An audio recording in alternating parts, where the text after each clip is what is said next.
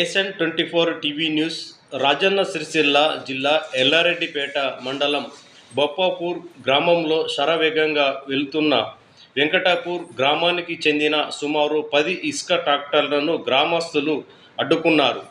గ్రామంలో ఇసుక ట్రాక్టర్లు వేగాన్ని తగ్గించి నడపాలని, లేదంటే ఇసుక ట్రాక్టర్లకు బొప్పాపూర్, గొల్లపల్లి గ్రామాల మీదుగా వెళ్లకుండా అడ్డుకుంటామని గ్రామస్తులు తెలిపారు.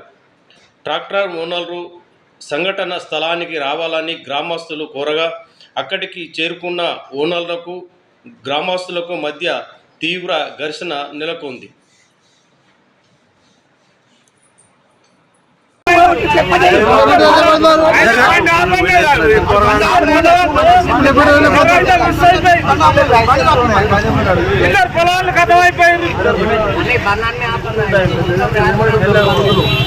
For watching. For more updates, subscribe to my channel. చూస్తూనే ఉండండి మరెన్నో అప్డేట్ కోసం ఏసన్ 24 టీవీ న్యూస్ చేయండి, కామెంట్ చేయండి, సబ్స్క్రైబ్ చేయండి. Thank you.